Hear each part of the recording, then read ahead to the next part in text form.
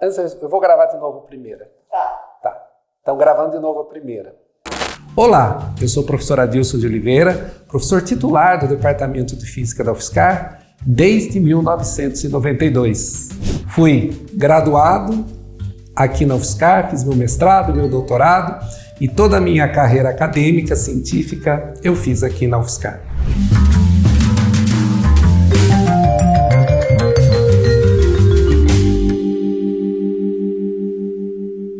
O meu interesse pela ciência começa ainda quando eu era criança.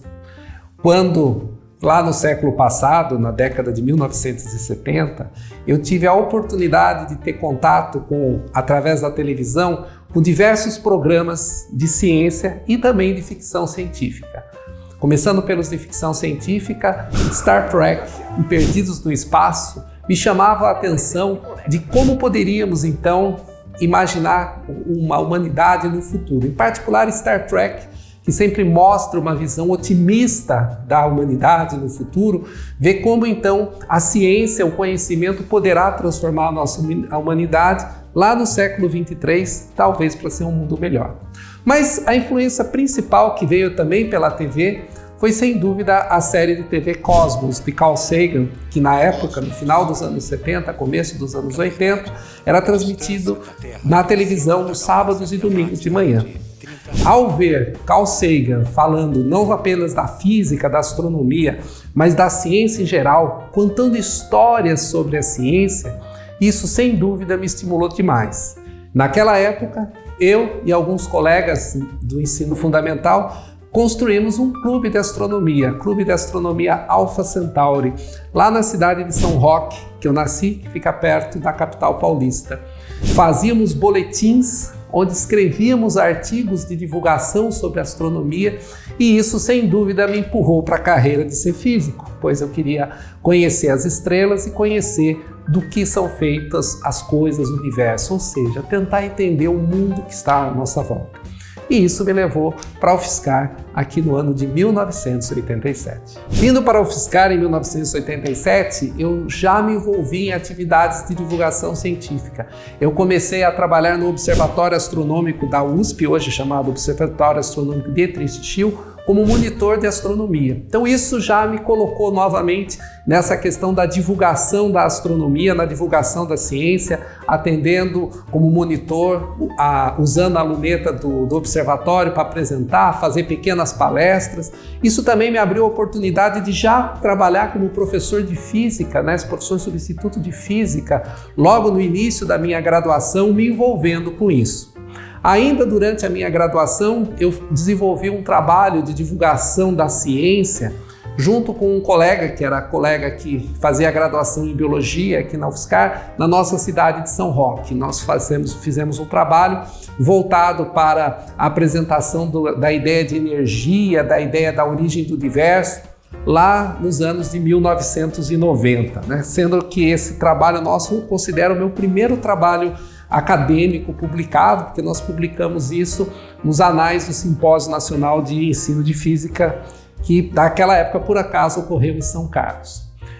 Começando o mestrado e doutorado, aí eu vou trabalhar na área de magnetismo e aí a gente se envolve mais com essa pesquisa mais fundamental, mais voltada à parte acadêmica, me deixando então um pouco distante da divulgação, mas eu sempre estive aberto a fazer palestras, falar em escolas, falar sobre a ciência em geral, porque isso sempre foi uma coisa que muito me agrada.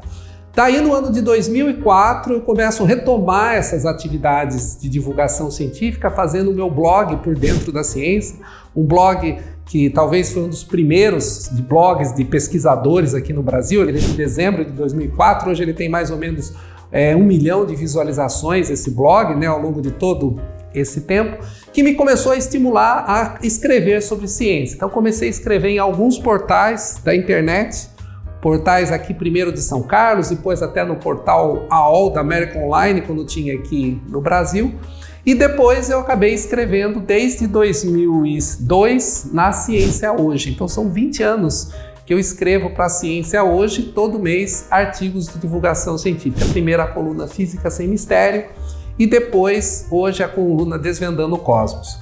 que me levando então a cada vez mais me interessar por essa divulgação de ciência, que permitiu em 2006, juntamente com a jornalista Mariana Peso, criar o Laboratório Aberto de Interatividade, o LAB, que foi esse espaço de divulgação de ciência que a gente trabalha até hoje.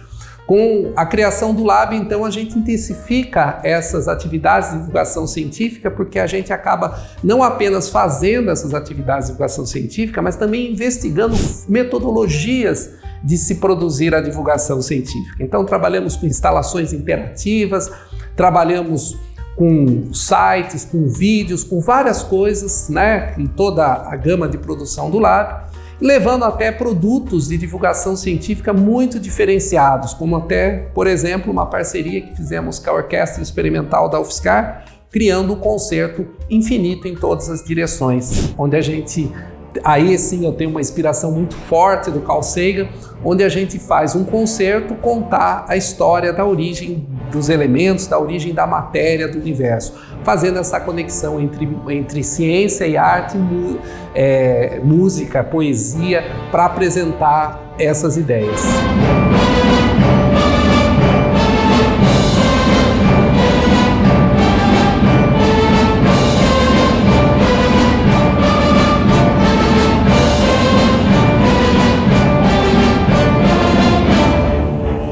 Então, para mim, como pesquisador, eu acho fundamental essa atividade da divulgação científica, pois a gente semeia novas ideias, semeia novas inspirações. Eu gosto muito de pensar na seguinte coisa: eu sou um divulgador de ciência, mas para eu ser um divulgador de ciência, eu também tenho que ser cientista.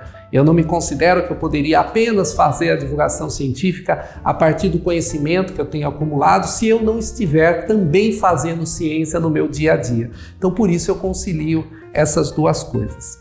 E eu gosto sempre de contar uma história que é muito inspiradora para mim. Foi quando eu fui assumir a vice-reitoria da UFSCar, isso no ano de 2012. Eu estava terminando a minha disciplina da graduação e um estudante, na avaliação final da disciplina, me escreveu o seguinte, falando a seguinte coisa: professor, você não deve se lembrar, mas eu escrevi para você quando eu era aluno do ensino médio, pois eu tinha lido um artigo seu sobre física e você me respondeu o e-mail falando sobre isso. E eu resolvi fazer física na UFSCar porque eu queria ter a oportunidade de fazer física, de ter como professor aquele que me inspirou a carreira. Então, ou seja, isso é talvez o maior retorno que eu já tive de todas as atividades de divulgação científica que eu faço.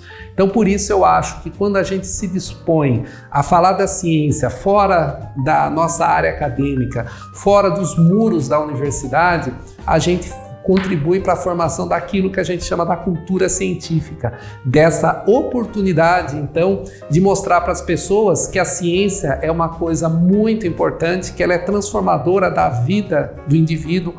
A nossa sociedade, ela atinge o estágio de desenvolvimento que ela tem graças aos conhecimentos da ciência e, ao mesmo tempo, a gente poder trazer para as pessoas que é possível a gente aprender e entender de ciência, não necessariamente sendo alguém que tenha que trabalhar com ciência. Sempre quando a gente fala de física, as pessoas sempre ficam muito perturbadas porque a física é muito difícil, eu não conheço matemática, etc. E aí eu gosto de fazer a seguinte comparação. A gente pode apreciar uma boa música sem saber ler partitura musical. A gente também pode apreciar a física e a ciência em geral sem necessariamente dominar todas as equações, todas as ideias que tem lá. O importante é a gente ver a beleza intrínseca que tem a ciência nesse processo de transformação, não somente da humanidade, mas de cada indivíduo. O conhecimento, ele é sempre libertador, e o conhecimento científico, quando ele é adquirido, principalmente dessa forma mais ampla, abre novas perspectivas para todas as pessoas.